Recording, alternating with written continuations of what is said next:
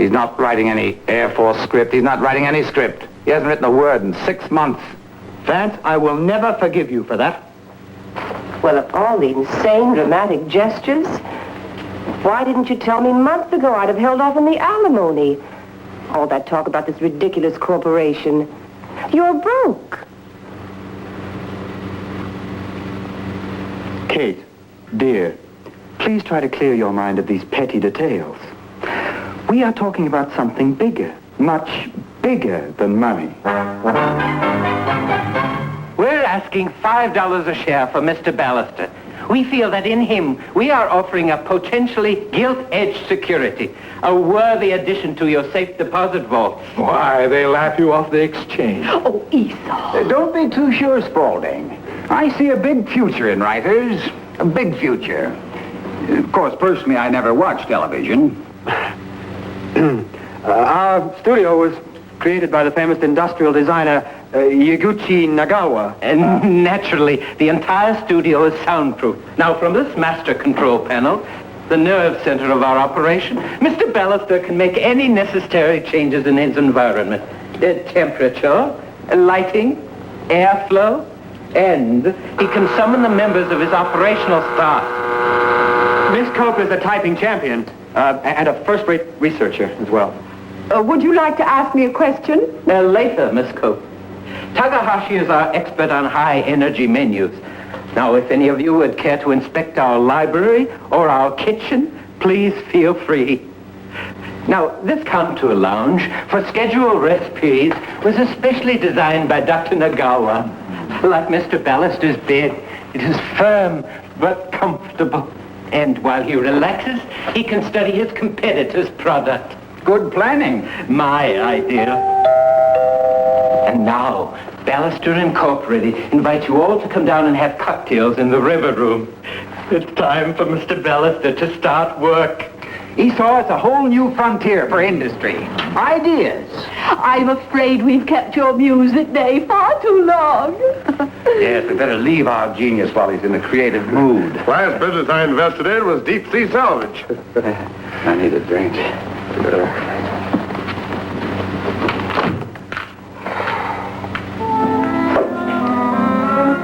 Well?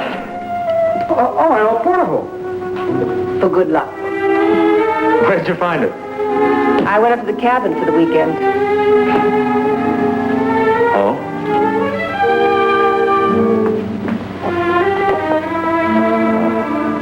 How did it look? Beautiful. Why don't you sit down for a minute, Kate? The leaves are just beginning to turn. The faucet still drip all night? You look wonderful, Kate. Done something to your hair? Alan, do you really think this corporation's going to make you happy? If you could reach that switch, I think we can get this thing on even keel.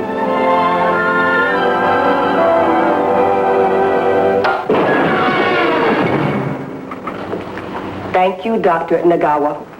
Just can't resist that extra little barb, can you, Kate? Oh, now, come on, confess. Isn't this whole scheme just the tiniest bit ridiculous? Let's face it, Kate. You're still jealous of my work. Neurotically, paranoidically jealous. Just let me tell you something. I hate to anticipate this, but I am going to make a fortune for you. In this plot factory, I doubt it. Plot factory. Plot factory.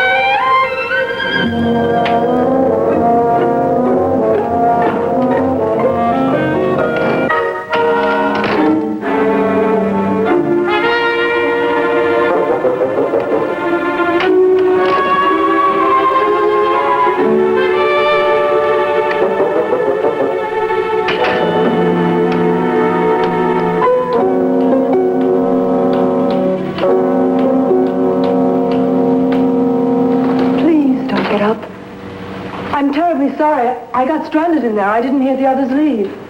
I was so involved in your manuscript. Oh, Interior Rainbows. Where'd you find this? Did you ever write the play? No, but these are just notes. They were, complications. That is a pity. Your basic concept has real social conscience. And heaven knows that's what our theater could use, social conscience. Well, yes, I agree with you. The new stuff is pretty mealy-mouthed. Of course, I don't condemn the playwrights. Most of the boys are still finding themselves... But... I must be leaving, Mr. Ballister. I know what torture interruptions are for a writer. Oh, no, it's perfectly all right. Miss, Charles. Dodie Charles. Goodbye now.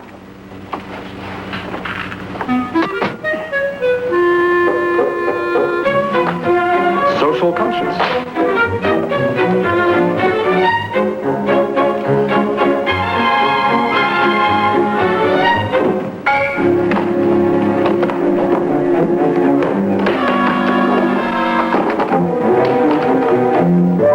Our stock has been quoted at 8.6, or to be exact, $8.63 per share. And this is indeed a great moment. The first number off the line. Mrs. Combs' idea. The title of the script is called The Fate of Cowards. Briefly, it deals with 3 American merchant seamen stranded on a floating iceberg and what happens to them when they are met by a sole survivor of a Nazi U-boat. Oh, that was Thank you. I wonder about that title. I've been seeing a lot of television lately. It's strictly business, of course. Seems to me they should go in for more positive, optimistic titles. We could call it For Who Survived. Say, that's not bad. It's not bad. You always go in for these sick, downbeat titles. You never mentioned this before, Vance. Well, you were a client. I didn't want to offend you. Since Mr. Loeffler is our vice president in charge of sales, and since he favors For Who Survived, I move we vote on it. Vote? But this is my... All in favor of For Who Survived? All in favor of The Fate of Cowards? Oh, I abstain. You have no vote, Mr. Ballister. No vote? Now, wait a minute. But, Alan, it's management's responsibility to relieve you of all these tiresome anxieties. May I respectfully suggest that I think this policy... You're out of order, Mr. Ballister. Now, if there are no further suggestions regarding For Who Survived, I move that we get on to the casting. I feel the part of the coward should be played by someone. 1 pound of salted codfish to last the 3 of us, and you want to let this lousy Nazi stay? Underneath that uniform, he's still a human being. Well, I guess it's up to you, Sharky. Well, I don't figure I'll need my share of the fish much longer. Where'd you learn how to talk English, Britthy? Nice pace. I'm young, I want to live. Now, I'm sure we'll all agree that For Who Survived was a first-rate piece of merchandise. However, it has occurred to me that the major expense in industry lies in retooling for new models. We could assure maximum profits in the future if we could shape our specific product toward the more popular kinds of programs. Shrewd thinking, Coombs. Standardization of output. Predictable markets. Exactly. Westerns were big last. How about police shows? Big market and private eyes. Very shrewd thinking, Mr. Combs. It's a pity you didn't think of this before we produced For Who Survived. I could have built the iceberg in the shape of a dais, put the 4 men in tuxedos, and turned the whole thing into a panel show. Oh, as a stockholder, I feel I must warn you. Mr. Ballister does not take kindly to criticism. Thank you, Kate. So nice to have a friend in management. He has a duty to the company, Mrs. Ballister. Oh, well, that may be, Mr. Pike, but if we keep this up, we're courting a strike on the assembly line. Oh, no, you're not, Mrs. Ballister, not at all. In fact, Mr. Pike is absolutely right. Please accept my apologies, all of you. Mr. Pike, what do you think will be big this season besides Westerns?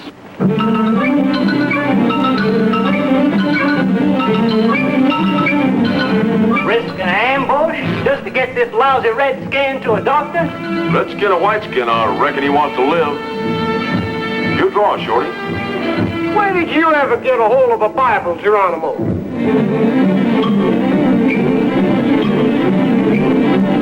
Didn't you ever make a wrong turn in your life? Do we book him, Captain? Who is this woman? Your mother?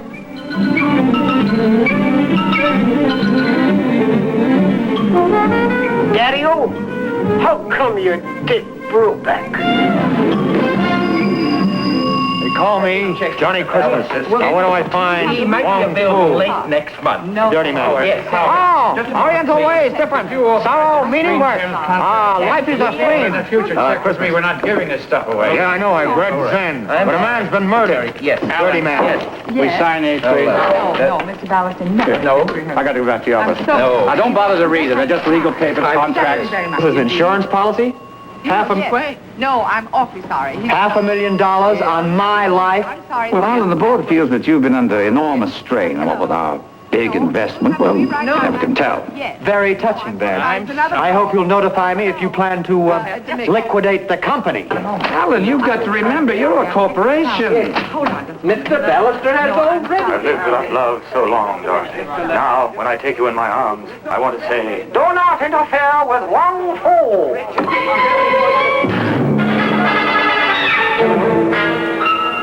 Miss Cope, will you please get Wang Fu out of Dorothy's summer house so I can go on with my work?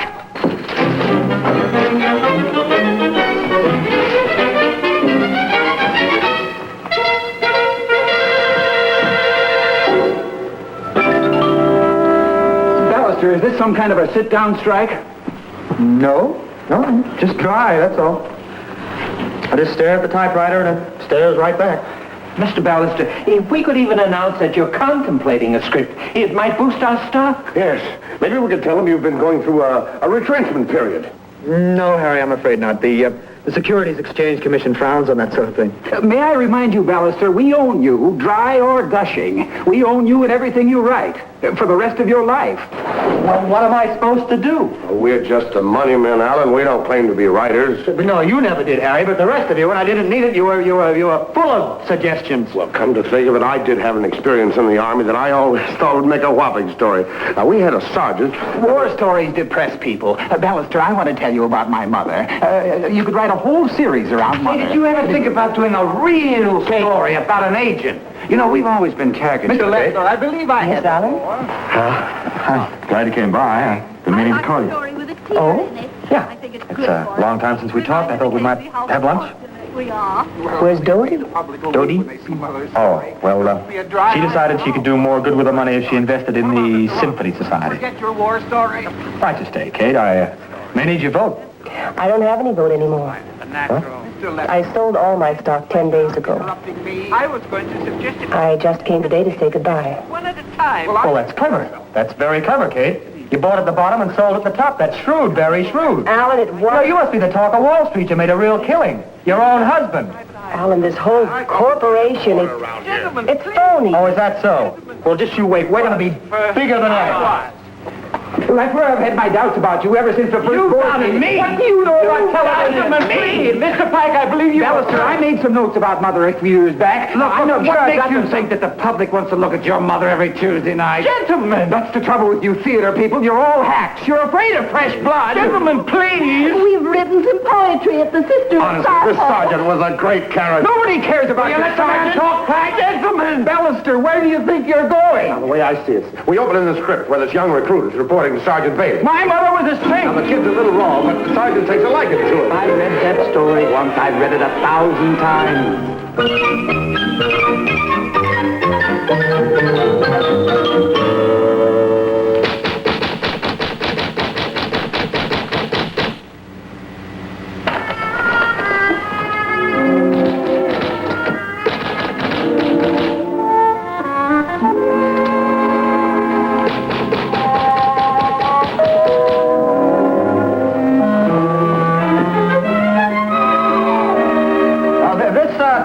Mr. Ballister's man.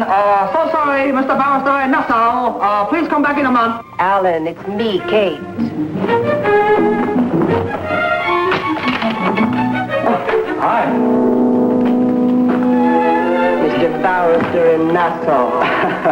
Well, you know how I am about interruptions, Kate. Well, nice to see you. Sit down. I don't want to keep you. I see you're writing again. Oh, yes, coming along just fine, too. Alan, is there anything you need? No. Life has a certain simplicity this way, Kate. You know, no superficial distractions. Alan? No, really. Helps me concentrate on essentials. Well, then I'll be running along. Well, where are you going? I just wanted to see how you're doing. Now I know. Well, can't you stay for a little while? I'd better go. Well, how about a cup of coffee? I've got some. No, thanks. Kate? I've been thinking, and, well, maybe I was wrong. Wrong? Wrong about what? About everything? About the corporation? Yes, about the corporation. About us? Yes, about us. Most of all about us. Don't turn around. Hey, somebody paid the bill. I did. You? I own the corporation. I bought all the stock. What? Well, it was only 13 cents a share. Only 13.